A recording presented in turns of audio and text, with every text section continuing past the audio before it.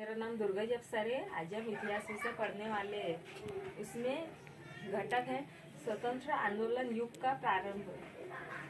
विषय इतिहास।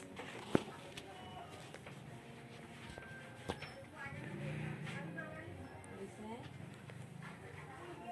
इतिहास। घटक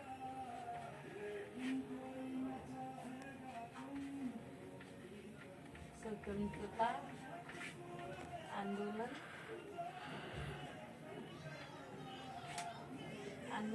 युग का प्रारंभ।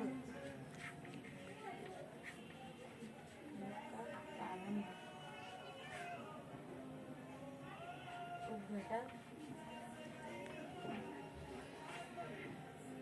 स्वतंत्रता युग।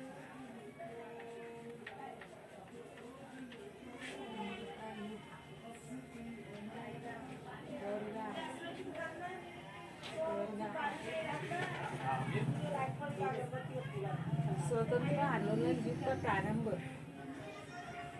अंग्रेजी, इसमें पहला पॉइंट है अंग्रेजी शासन काल में प्रशासनिक केंद्रीकरण।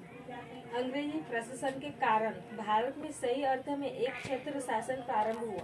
संपूर्ण देश में समान नीति, विधि, शासक के प्रमुख सभी एक समान जैसी बातों के कारण लोगों में एक राष्ट्रीयता की भावना विकसित हुई। अंग्रेजियों ने अपनी प्रशासनिक सुविधाओं के लिए और सेना की वेगवान गतिविधियों के लिए रेल, सड़कों तथा का जाल बिछाया, परंतु इन भौतिक सुविधाओं का लाभ भारतीयों को भी प्राप्त हुआ। भारत के अलग अलग प्रांतों के लोगों का पारस्परिक संबंध बढ़ा और उसके बीच संवाद में वृद्धि हुई। साथ ही राष्ट्र भावना बढ़ने लगी। इसमें दूसरा पॉइंट है आर्थिक कारण। भारत की संपत्ति का प्रभाव कई स्रोतों से इंग्लैंड की ओर बहने लगा। इंग्लैंड की साम्राज्यवादी नीति के कारण भारत का आर्थिक शोषण होने लगा। किसानों को बलपूर्वक नकदी तथा अथवा व्यापारिक फसलें लेने के लिए बाध्य करना, लगान का बोझ निरंतर आने वाला अकाल जैसे कारणों से भारतीय किसान की रीढ़ की हड्डी टूट गई थी। पारंपरिक उद्योग धंधों का ह्रास होने से बेरोजगारी बढ़ गई। पूंजीपतियों द्वारा श्रमिक वर्ग का शोषण हो रहा था। मध्य वर्ग पर नए नए कर लादे जा रहे थे। परिणाम स्वरूप लोगों के मन में असंतोष धधक रहा था। पश्चिमी शिक्षा, इसमें दूसरा पॉइंट, पश्चिमी शिक्षा के प्रसार के कारण न्याय, स्वतंत्रता, समता और लोकतंत्र जैसी नई संकल्पनाओं के से भारतीयों का परिचय हुआ। भारतीयों ने बुद्धिवादिता, विज्ञान निष्ठा, मानवता, राष्ट्रवाद जैसे मूल्यों को आत्मसात किया। फलतः हमारे देश का शासन चलाने में हम सक्षम हैं तथा इन मूल्यों के आधार पर हमारे देश की उन्नति साध्य करनी चाहिए।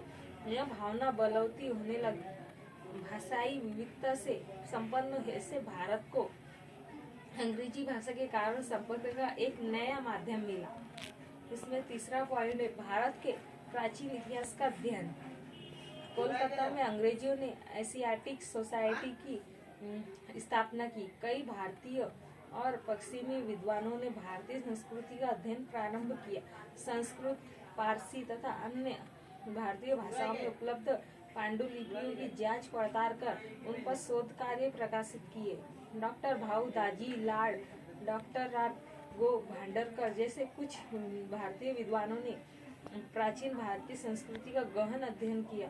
हमें प्राचीन और संपन्न विरासत प्राप्त हुआ है। इसका बोध होने से भारतीयों में अस्मिता जागृत हुई।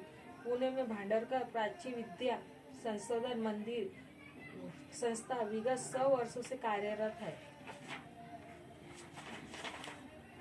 चौथा पॉइंट, समाचार पत्रों का कार्य। इस समय अंग्रेजी और प्रशासनिक भाषाओं में पत्र पत्रिकाएं प्रकाशित होने लगी। इन समाचार पत्रों द्वारा राजनीतिक सामाजिक जागृति होने लगी।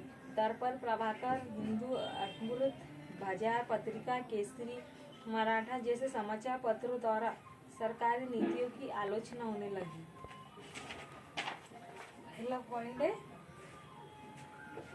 अंग्रेजी। इसमें पॉइंट देखिए। पहला पॉइंट अंग्रेजी शासनकाल में शासनकाल में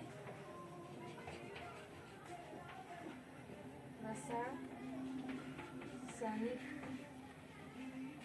केंद्रीकरण।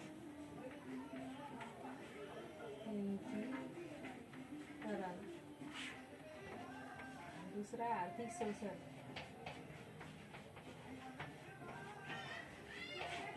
आर्थिक शोषण। तीसरा पश्चिमी शिक्षा।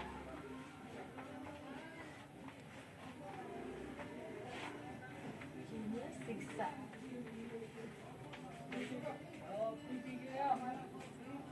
चौथा पॉइंट है भारत के प्राचीन इतिहास का अध्ययन।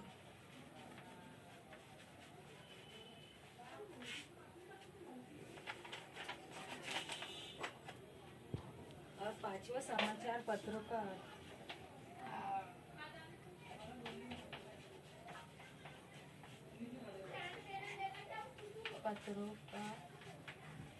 कार्य। ये पॉइंट है।